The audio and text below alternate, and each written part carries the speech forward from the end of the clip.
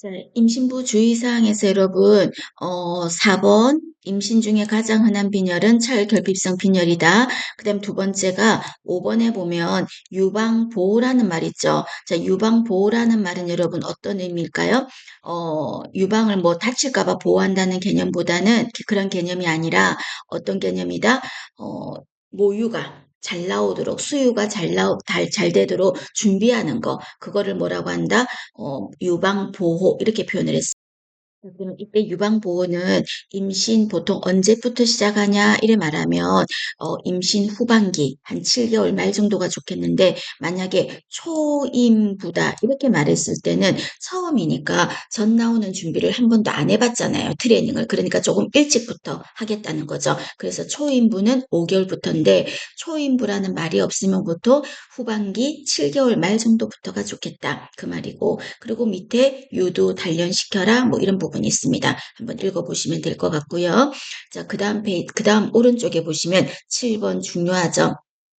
손이나 눈이 부었다. 인부가 제가 아까 그랬잖아요. 다리가 부은 거는 임신 말기에 있을 수 있는 거. 근데 손이나 눈이 부은 거는 뭐였는데요? 임신 중독증. 그럼 임신 중독증은 고혈압, 단백뇨, 부종, 특히 단백뇨를 보일 수 있으니까 이 사람이 임신 중독증인가 아닌가를 알아보려고 무슨 검사를 한다? 소변 검사를 시행한다. 그 소리가 되겠습니다. 봐주시고. 그리고 이때 임신 말기 때는 관장도 안 했고 하제, 설사약도 안 먹었고, 그리고 또 구충제 얘도 피하는 거, 구충제도 피하는 거 이런 것도 같이 있었습니다. 그리고 태아는 어떤 자세를 하고 있습니까?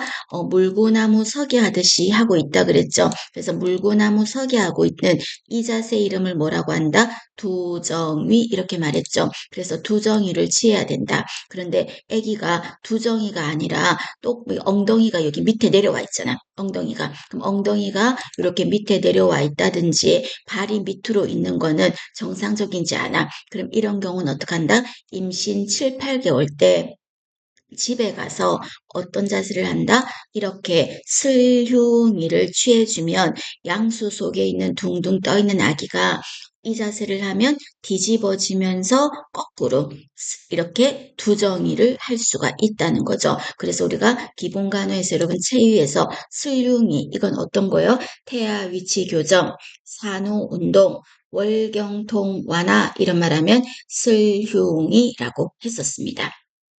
그리고 태반입니다, 여러분. 태반입니다. 자, 태반은 언제 만들어진다 그랬어요?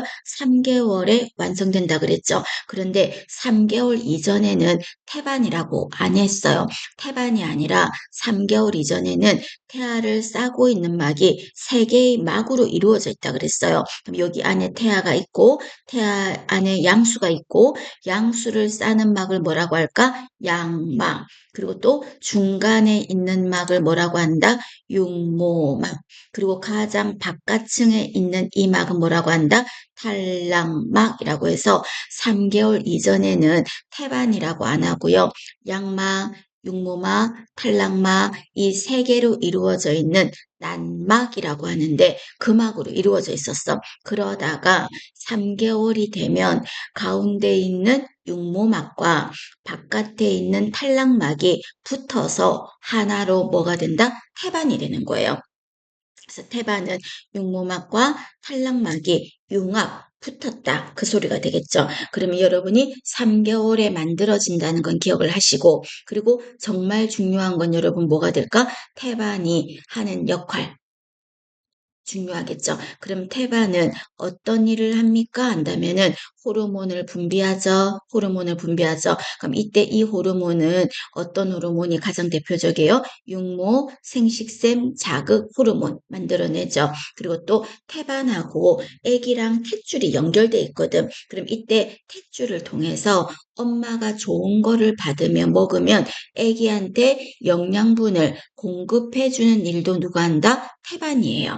그 다음에 또 반면에 아기가 싼 찌끄러기, 배설물 있죠. 그럼 그 배설물은 안 그러면 아기 체내에 계속 쌓이면 안 되니까 태반을 통해서 엄마 쪽으로 배설하는 역할도 해요. 그래서 영양분을 공급하는 일도 하고 배설의 작용도 합니다. 태반이 하는 일 중에서 호흡기 역할을 해요. 호흡작용이라는 거는 자궁 안에서는 태아는 자신의 폐로 숨을 안 쉬어도 된다 그랬죠. 자신의 폐는 딱 폐를 팽창시키는 물질을 다 가지고 나갈 때까지는 폐를 접어놔. 그런데 누가 숨 쉬는 걸 도와줬다? 태반이 도와줬다고요. 그래서 제가 아동 간호할 때 미숙아로 태어난 아기들은 엄마에게서 충분히 일찍 안에서 폐를 팽창시키는 물질을 많이 비축을 못하고 세상 바깥으로 나와서 미숙아들이 생기는 질환에서 생명하고 관련 있는 게 초자양막증, 특발호흡장애 증후군이라고 했거든요. 호흡이 멈춰버린다고. 근데 이게 왜 그러냐면 태반이 호흡작용하는데 너무 일찍 나와서 그런 거예요. 그래서 이런 호흡작용은 태반이 한다는 거. 기능 네 가지는 여러분 기억하셔야 돼. 이 기능과 뭐랑 헷갈리면 안 된다? 양수의 기능하고 헷갈리면 안 돼. 그래서 양수는 안에 둥둥 떠 있는 물은 태아를 보호하고 태아가 안에서 수영도 할 수 있고 물이 있으니까 태아하고 양막이 몸뚱아리가 들러붙지 않지. 물이 없었다면 태아의 몸뚱아리가 양막에 붙어버리니까. 그래서 유착을 방지하고 안에서 빨가벗고 있어도 애기 체온 괜찮죠? 양수가 따뜻하니까 체온을 유지하고 이 양수는 언제 터진다? 분만 2기 때 태아가 나오기 직전에 터짐으로써 분만 시 산도의 윤활제 역할도 하고 그리고 또 참고로 태반이 일찍 떨어지지 않도록 도와주는 것도 양수의 기능입니다. 이 중에서 여러분 다 까먹더라도 어떤 거 기억하자? 태아를 보한다. 운동, 유착, 태아 체온 네 가지 기억을 하세요. 봐주십니다. 그리고 양수는 너무 양수의 양이 많으면 양수 과다증, 양수가 너무 적으면 양수 과소증이라고 부를 건데 이 양수 과소증과 과다증을 다 외우지는 마시고 어떤 거 하나 정도는 기억을 하자. 양수 과다증 하나는 기억하자. 그럼 양수가 많다는 거는 주로 어떤 질환이 있거나 어떤 인부였을 때 그런 일이 생길 수 있습니까? 한다면 자 여기서 여러분 당뇨병이요. 당뇨병이 있으면 태아가 어떤 아기가 나와요? 거대아가 나와. 안에서 엄마의 자궁 안에서 달달한 막대 사탕을 계속 먹었으니까 살이 찌는 거죠. 그래서 당뇨병 아이는 엄마한테서 나온 아기는 거대아야. 그럼 생각해봐요. 안에 있는 아기가 크다면 둥둥 떠 있는 물도 많아야 되잖아. 그래서 당뇨병이 있으면 양수 과다예요. 그리고 또 임신성 고혈압, 다른 말로 임신 중독증이라고 하죠. 이거 있을 때도 양수는 많아요. 그리고 세 번째 줄에 쌍태 임신이요. 쌍태 임신이 뭐예요? 태아가 안에 여러 명이 있는 거잖아. 당연히 태아가 여러 명이 있으니까 양수의 양도 많아야 되지 않을까요? 그래서 그런 거를 좀 한번 눈여겨보시자. 그 말입니다. 자, 그 다음에 태아의 기형아 검사 있죠. 그럼 기형아 검사를 어떤 걸로 합니까? 뭐 일반적으로 뭘로 해요? 양수 검사한다 그러죠. 그게 바로 양수천자라는 겁니다. 그럼 양수천자는 여기 그림에서도 보시면 어떻게 돼 있어요?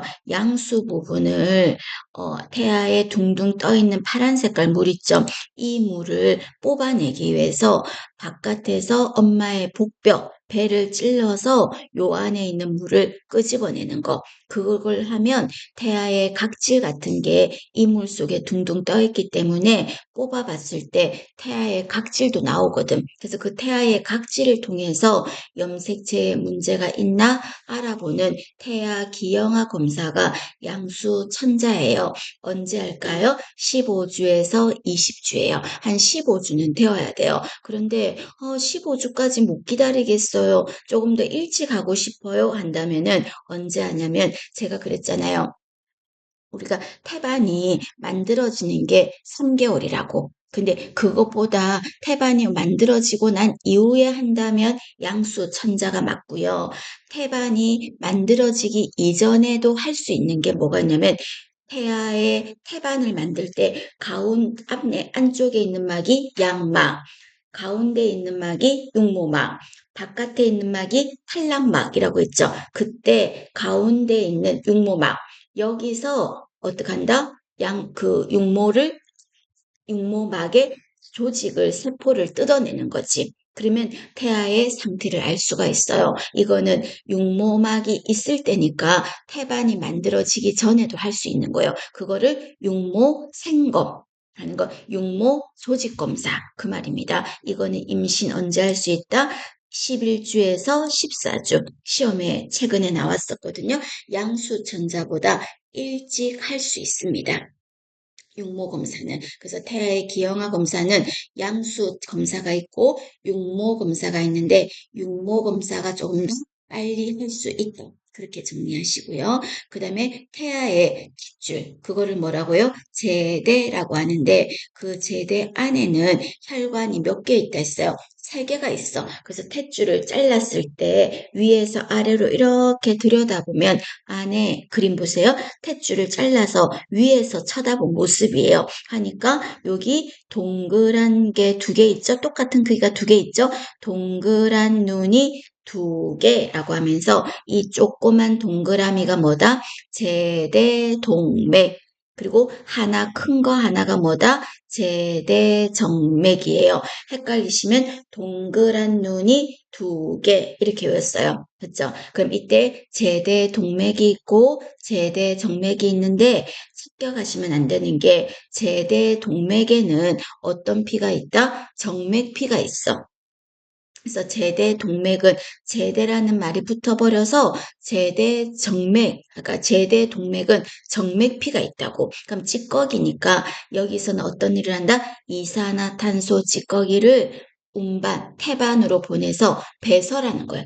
찌꺼기 바깥으로 보낼 때 어떤 혈관으로 간다? 제대 동맥으로 간다. 그러면 제대 정맥은 바뀐다 그랬죠. 제대가 붙으면 운명이 바뀌어요. 그럼 제대 정맥은 어떤 피가 있는 거예요? 동맥피가 있어. 그래서 여기는 어떤 거? 산소가 많은 혈액을 태아한테 공급할 때는 어떤 혈관을 타고 간다? 제대정맥이에요. 2가지가 여러분 거꾸로 되면 안 돼요. 특히 신생아할 때 그랬잖아요. 신생아에게 교환 수혈 할 때 이용하는 혈관이 어떤 거다? 산소가 풍부한 피가 지나가는 제대정맥을 통해서 수혈을 한다.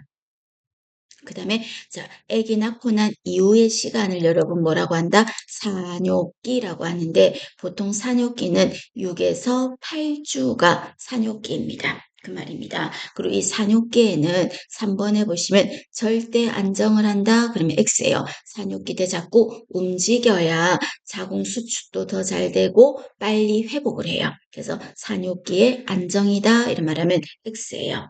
그 다음에 밑에 보시면 산후통이라고 돼 있죠. 자, 산후통은 여러분 출산하고 나서 배가 아픈 거야. 그럼 이게 얼마 동안 그럴 수 있냐면 7일 정도는 배가 아플 수가 있어요. 그럼 이때 왜 일주일 정도는 아픈 게 당연합니까? 한다면 이유는 뭐 때문이었어요? 산후통은 왜 생긴 거다? 자궁 수축.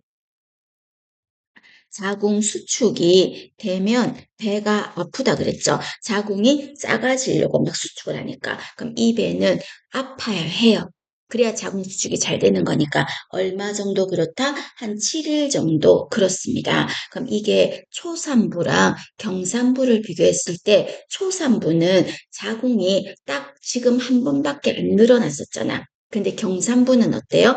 여러 번 출산의 경험이 있으니까 자궁이 많이 늘어나서 약간 헐렁헐렁하니 되어 있다고 생각하세요. 그럼 이때 자궁이 더 커진 적이 많은 자궁이 원래대로 돌아가는데 시간이 더 걸려. 원래대로 돌아가는 거를 어떤 게 한다? 배가 아파야 되니까. 그럼 산후통이 더 심한 사람은 원래 더 커져서 더 작아지려고 하는 경산부가 산후통이 더 심하고요. 그리고 아기한테 제가 신생아 간호할 때 그랬잖아요.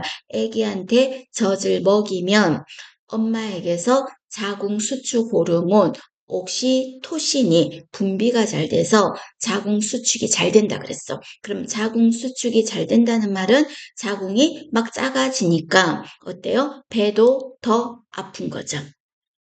그래서 경산부, 수유부가 더 심하고요. 그리고 이때는 그러면 진통제 좀 먹어도 됩니까? 네, 돼요. 그래서 병원에서도 뭐라고 한다? 너무 아프시면 말씀하세요. 참지 마시고 진통제 드릴게요. 하거든요. 진통제 먹어도 되고요. 또는 주사 맞아도 되고요. 그리고 또 산후통이 있을 때 자궁을 마사지 해주는 게 좋아. 그럼 자궁의 어느 부분에서 지금 문제가 많이 생겼을까? 태반이 붙어 있던 자리 있죠. 그 자리에 상처도 많거든요. 그럼 그 자리가 자궁의 저부잖아. 그래서 그 자리를 마사지를 해주고, 그리고 또 산후통은 아랫배가 막 아프단 말이에요. 그럼 아랫배가 아플 때 여러분 냉찜질할까 온찜질할까? 온찜질이 맞겠죠. 그래서 온찜질을 한다 하는 게 산후통 간호입니다. 그 다음 페이지 볼게요.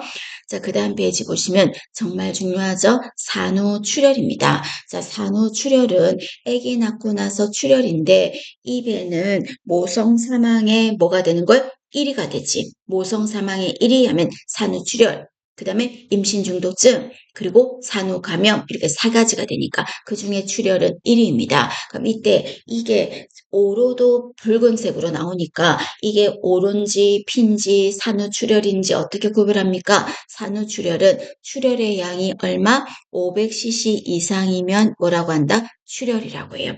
출혈. 근데 보통 그게 아니고 산후출혈이 아니면 500cc 이상 출혈을 안 하거든. 그래서 500cc 이상이면 산후출혈이라고 하겠습니다. 그럼 이때 산후출혈이 왜 심할까? 자궁이 너무 많이 커져서 그래요. 자궁이 너무 많이 커지는 상황이 생기면 산후출혈은 더 심해요. 원래대로 돌아가는데 시간이 걸리면서. 그럼 아까 자궁이 커지는 상황이 어떨까요? 엄마가 당뇨병이라서 거대하였을 때. 그리고 또 전치 태반, 그리고 태반 조기 박리 하는 거. 밑에 있네. 태반 조기 박리, 전치 태반 이런 거일 때 출혈이 심해요. 되셨죠? 그리고 뭐 나머지 한번 보시면 되겠고. 자, 그 다음에 이때 간호는 너무 중요하죠. 산후출혈일 때 간호. 그럼 산후출혈일 때는 간호 어떻게 합니까? 하면은 자, 이렇게 물어요. 어떤 인부가 출산한 인부가 아랫배를 만져봤더니 물렁물렁 거리더라. 아랫배를 만졌더니 물렁물렁하고 그 다음에 혈압을 쟀더니 혈압이 80이 얼마, 70이 얼마로 떨어지더라. 그렇게 말했어요. 그럼 이 사람은 뭘 의심할 수 있다? 산후출혈을 의심할 수 있어요. 그럼 출혈이 있을 때는 어떤 자세를 해야 된다? 쇼크가 오는 거니까 T포지션. 이게 제일 중요하죠. 이게 가장 우선이에요. T포지션을 취한 후에 의사에게 보고한다 하는 거 중요하죠. 그리고 이때 산후출혈은 아까 그랬잖아요. 자궁이 수축이 잘 된다면 산후출혈이 심하지 않아요. 수축이 안 되고 해블레 커져 있어서 그래. 그럼 이때 자궁 수축이 잘 되게 하는 방법에서 뭐가 있다? 자궁의 저부 부분을 마사지 한다든지 그리고 또 출혈이 있는 자궁 저부 부분에다가 냉찜질한다, 온찜질한다? 냉찜질해야 되겠죠. 출혈이니까 냉찜질을 한다. 그래도 도저히 안 된다면 자궁을 억지로라도 수축을 좀 시킬까요? 자궁 수축제를 투여한다. 하는 거죠. 그리고 또 그 밑에 보시면 활력 징후를 측정한다. 그럼 이때 활력 징후했을 때 산후출혈일 때는 어떤 변화가 있을까요? 혈압이 올라가 있겠죠. 그러나 열은 날까 안 날까? 열은 안 나겠죠. 열은 안 나면서 출혈만 있겠죠. 그러면 이거는 산후출혈을 의심할 수 있는 거거든. 그래서 출혈의 양을 기록을 한다. 그리고 혹시 그 출혈이 자궁 쪽이 아니라 아기 출산한다고 회원부 찢은 부분 있죠. 그 부분이 혹시 상처가 있는 게 아닌가? 회원부 열상도 확인하겠습니다. 이 중에서 제가 지금 체크했던 거 T포지션 취한다. 그리고 자궁 저부를 마사지한다. 그리고 자궁 저부에 얼음 적용을 한다. 그래도 안 된다면 자궁 수축제를 투여한다 하는 4가지 정도는 꼭 기억을 해주실 것. 그리고 아까 임신 중에 빨리 병원에 가야 되는 첫 번째가 출혈 때문이라 그랬어요. 근데 그 출혈이 임신 초반에 있을 수도 있고, 그리고 임신 후반기에 있을 수도 있잖아요. 그러나 이때 출혈이 전반기든 후반기든 출혈이라는 말이 나오면 아까 조금 전에 뭐랬어요? 가장 먼저 다리를 올려준다고 했었죠. 다리를 올려준다. 그 자세가 트렌델렌 브루크 체위인 거죠. 가장 가장 먼저 할 일은 체위를 취해준 후에 보고하는 겁니다. 근데 그 출혈이 임신 전반기, 이때 전반기는 전체라는 말이 아니라 초반이에요. 그럼 임신 초반에 출혈이 있다면 그 원인은 유산 때문일 수도 있고요. 자궁의 임신 때문일 수도 있고요. 그리고 자궁의 입구가 힘이 없어서 그럴 수도 있고요. 그리고 또 포상기태라고 해서 포도알 임신이라고 부르는 것 때문에 있을 수 있어요. 그럼 시험 문제에서는 어떻게 물을까? 이게 임신 전반기냐 후반기냐를 물어볼 건데 저라면 전반기를 안 하고 어떤 걸 할 거다? 후반기를 할래요. 후반기 출혈의 원인을 땡실하게 알아둘래요. 그럼 임신 후반기의 출혈은 두 가지밖에 없거든. 그럼 그 두 가지가 어떤 거다? 태반이라는 말이 들어가는데, 그래서 태반이라는 말이 앞에 들어가고 뒤에 들어갈 거야. 뒤에 들어간 거는 전치 태반, 그리고 앞에 들어간 거는 태반, 조기, 박리, 이렇게 두 가지가 후반기 출혈이라는 거. 아셨죠? 그럼 이 두 가지 말고는 전부 다 어디로 집어넣어라? 임신 전반기 출혈에 집어넣어라. 그 소리가 되겠습니다. 자, 그러면 조금 전에 유산이라는 말을 했었죠. 유산이 언제 거야? 임신 전반기 출혈의 원인 안에 유산이 들어가거든. 그럼 이때 유산의 종류에 대해서 한번 언급을 해볼게요. 그럼 유산의 종류에는 첫 번째가 어떤 개념은 유산기가 있다 하는 거 있죠. 그럼 유산기가 있다 하는 게 바로 뭐냐면 절박유산이에요. 그럼 절박유산은 유산기가 있다는 말은 유산이 됐단 소리야, 안 됐단 소리야? 아직은 안 됐어. 그래서 조심조심하면 유산을 피할 수가 있어요. 그걸 뭐라고 한다? 절박유산이라 그래요. 그럼 이때 유산을 피하려면 자궁이 편안하게 릴렉스 돼야 되니까 어떤 거? 프로게스테론, 다른 말로 황체 호르몬 주사를 맞고 안정을 취하면 유산을 피할 수도 있는 거죠. 그런 유산을 뭐라고 한다? 절박 유산이라고 합니다. 그럼 이때 출혈은 있어요? 없어요? 제가 아까 임신 전반기 출혈이라에 유산이 들어갔으니까 출혈은 있어요. 유산은 전부 출혈이 있어요. 근데 이 출혈의 특징이 어떤 양상을 가지고 있을 거냐면 배는 안 아파. 배는 안 아프면서 점적 질출혈이에요. 점적 질출혈은 피가 어떻게 코피 떨어지듯이 바닥에 똑똑 떨어지는 그런 피를 배가 안 아프면서 흘린다 이래 말하면 절박유산입니다. 그 말이고요. 그 다음에 이때 절박유산일 때 안정을 잘 했어야 되는데 안정을 안 했나 봐요. 그럼 이때 자궁 저부에 붙어있던 수정란이 어떻게 된다? 태반에서 이게 수정란은 아직 성체라고 할 수 없을 정도의 알이기 때문에 얘가 자궁에서 떨어져 버리면 살 수가 없어요. 그런 유산은 피할 수 없는 유산이야. 아기가 죽을 수밖에 없다고 태아가. 그런 유산을 뭐라고 한다? 3번에 있는 불가피유산이라고 합니다. 그래서 불가피유산은 키워드가 뭐라고 돼 있어요? 수정란이 자리에서 떨어졌다. 착상 부위에서 떨어졌다. 이런 말이 나오면 불가피유산이에요. 유산이 불가피하다 생각하면 되죠. 그럼 이때도 출혈은 있어요.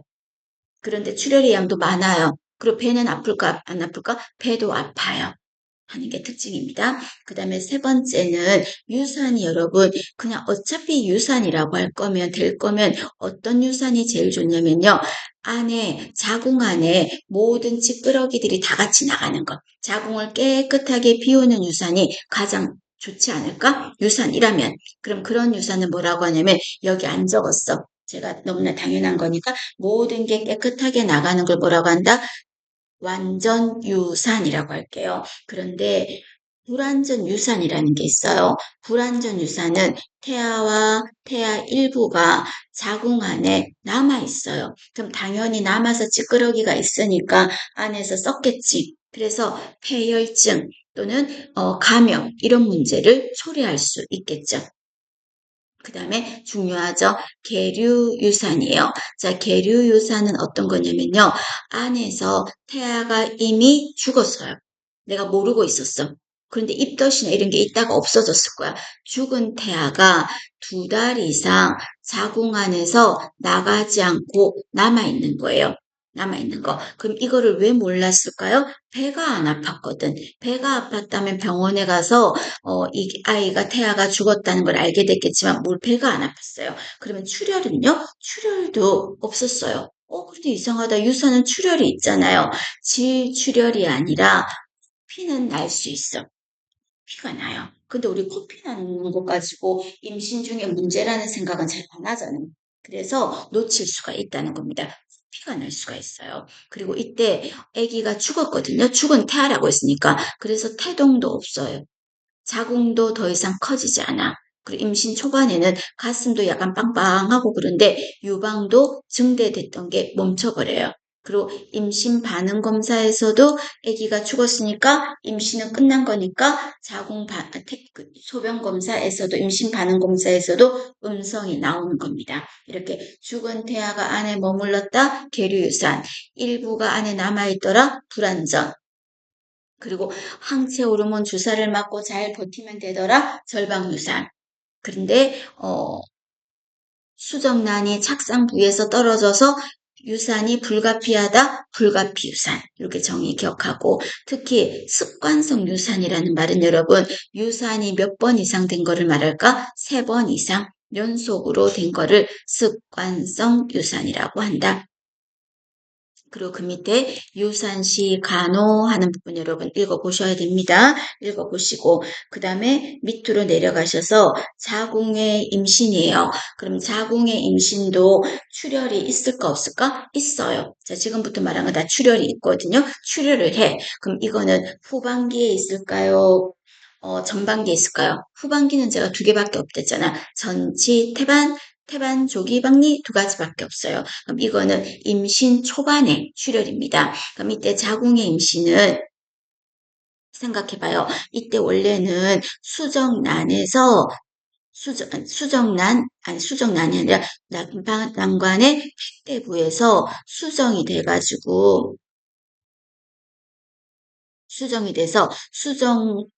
돼서 나팔관으로 가서 자궁 저부의 자리를 잡아야 되잖아. 그게 착상이잖아요. 그런데 자궁 저부의 자리를 잡으려고 했더니 예를 든다면 임질균.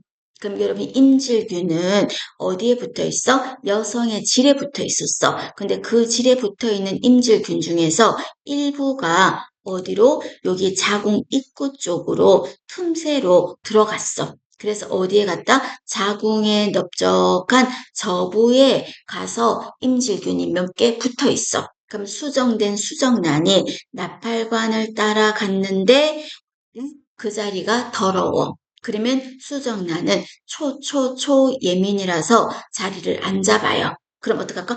여기 더럽다, 야. 딴 데 가자. 하는 거죠. 그럼 자기가 갈 수 있는 딴 데에서 가장 흔한 건 어디요? 나팔관이잖아. 여기 가서 자리를 딱 잡는 거를 자궁의 임신이라고 하거든. 그래서 자궁의 임신은 난관 임신이 나팔관 쪽에서 임신이 가장 많고요. 주로 원인은 임질균 때문이다 하는 거예요. 그럼 여러분 생각해봐. 이때 수정란이 자궁의 나팔관에 가서 자리를 잡았다면 이 난관은 좁아요. 근데 그 좁은 데서 태아가 클 수가 없잖아. 그럼 태아가 점점 커지면 어떤 일이 생길까? 나팔관이 찢어지겠죠.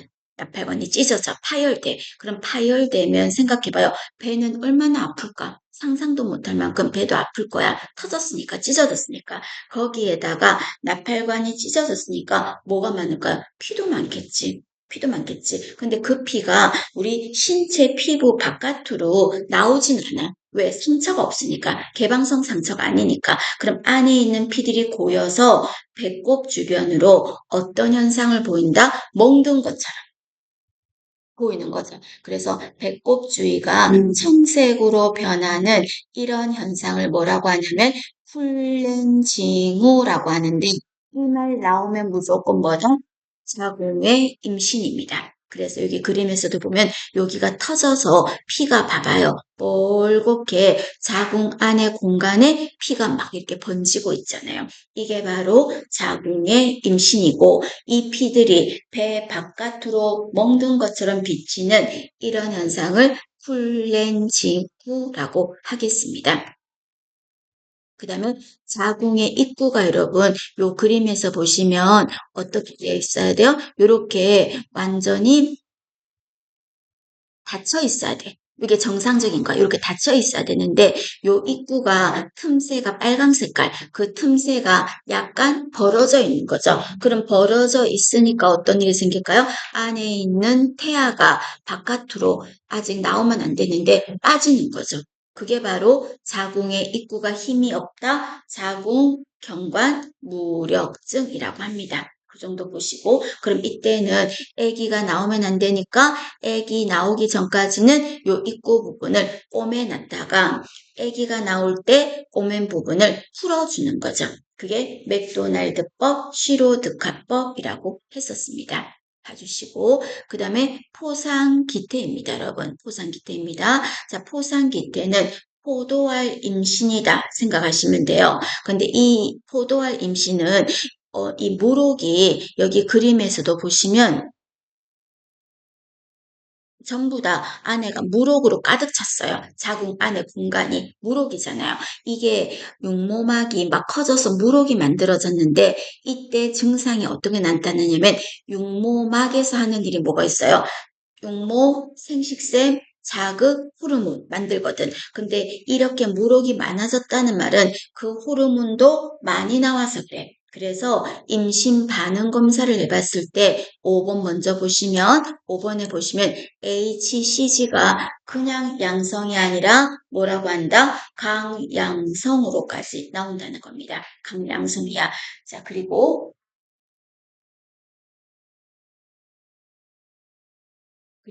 이 호르몬은 어디에도 관여한다? 입덧하고도 상관이 있어. 그래서 이 호르몬이 너무 많이 나왔다는 말은 입덧도 어떨까요? 심할 거거든. 그래서 오심구토가 심한 오심구토가 있을 거예요. 그리고 이때는 여러분 생각해봐요. 여기에 태아가 자라야 될 장소인데 얘가 태아가 자라는 이 장소가 태반이 되잖아요. 그럼 태반이 하는 일 중에서 뭐가 있어요?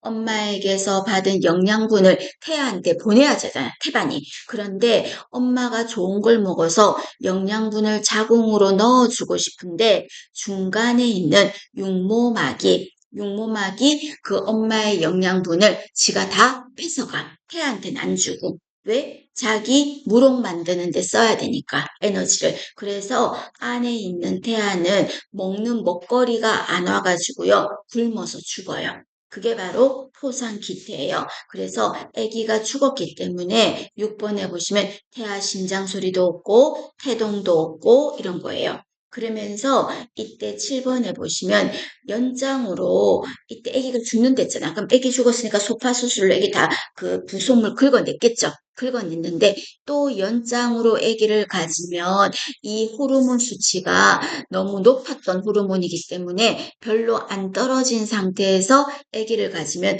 또 연속으로 포상기태가 될 수가 있어요. 그래서 주기적으로 7번 해보시면 HCG 검사를 해서 정상으로 돌아올 때까지는 8번 1년간 피임하세요. 그리고 합병증으로는 어떤 게 있습니까? 한다면 여러분 생각해봐. 여기 안에 태아가 자라는 장소에 무록이 가득 다 참고 채우듯이 채우고 있으니까 자궁은 커졌을까요? 작아졌을까요? 안에 무록이 많아졌으니까 자궁은 막 커졌겠죠. 그럼 자궁이 커지다 잘못하면 어떻게 될 수 있을까? 뻥 터질 수가 있겠지. 그래서 합병증으로 자궁 천공 그 말인 거고 그리고 또 안에 자궁 안에 분비물이 뻥 터졌으니까 안에 막 배 안에 복막 안에 찌끄러기들이 쓰레기들이 막 쌓였겠지. 그러면 그런 게 쌓이면 바로 또 염증이 돼서 복막염이 될 수가 있고요. 그리고 이때 무록을 조직 검사를 해봤어요. 조직 검사를 했는데 뭘로 나왔다? 캔서, 암으로 나왔어요. 그럼 그 말은 여러분 이 암이 어디에 있는 거야? 자궁 안에 있잖아. 그럼 자궁 안에 있는 일어남을 육모상피암이라고 하는데 이게 많을 수 있어. 그럼 이게 많으면 어떻게 될까요? 이 물혹을 다 떼어낼 수가 없으니까 안을 다 덮고 있으니까 자궁을 적출하는 거죠. 그래서 이 경우는 자궁 적출을 할 수도 있습니다. 합병증 옆에다가 자궁 적출술 까지 할 수 있습니다. 그럼 이때 이 사람들은 7번에 보시면 주기적으로 HCG 검사도 해야 되지만 혹시 이 물혹이 육모상피암이라면 어디를 되게 이 녀석이 좋아하냐면 폐를 좋아해. 폐에 가서 전이를 일으켜. 그래서 주기적으로 엑스레이를 찍어봐라 이 말이 왜 생뚱맞게 엑스레이를 찍습니까가 아니라 이 암세포라면 그 암세포가 폐로 가서 전이를 일으키니까 엑스레이를 찍어보는 겁니다. 이것도 출혈이 있을까 없을까? 있죠. 제가 임신 전반기 출혈에 다 집어넣으라 그랬잖아요. 그래서 얘도 3번에 보시면 출혈이 있어요. 출혈이 있다는 거, 그 내용 설명입니다. 그럼 이거는 후반기 출혈의 원인이었거든요. 그럼 이때 후반기 출혈의 원인에서 앞으로 태반이라는 글자가 들어간 게 뭐가 있어요? 태반 조기 박리 하는 것도 들어갔잖아요. 그럼 원래는 태반이 언제 떨어져야 돼요? 분만 3기 때 떨어져야 되는데 너무 일찍 떨어졌어. 그럼 이렇게 떨어지면 어떻게 해야 됩니까? 그랬을 때 여러분 이건 여러분 병원에 막 하혈을 하면서 막 배가 아파하면서 쓰러지지. 그럼 병원에 가면 아기는 어떻게 됐다? 유산됐어요. 대부분 유산돼요. 태반이 일찍 떨어지면. 그래서 3번에 보시면 태반이 떨어지기 직전에 배가 엄청 아파요. 그래서 갑작스럽게 출혈을 하면서 배가 환자처럼 단단해지면서 복통을 호소하였다. 이 사람에게서 의심할 수 있는 질환은 이라고 말하면 태반 조기 박리가 되겠습니다. 그럼 이때 태반 조기 박리 때는 시커먼 피를 막 흘리면서요. 시커먼 피를 흘리면서 이때 자세를 어떻게 해줘야 된다? 쇼크가 오거든요. 쇼크가 오기 때문에 골반 고의를 취해주고 보고하는 거예요. 그리고 이때는 응급으로 제왕절개 수밖에 없어요. 태반 조기 박리했을 때는 아셨죠?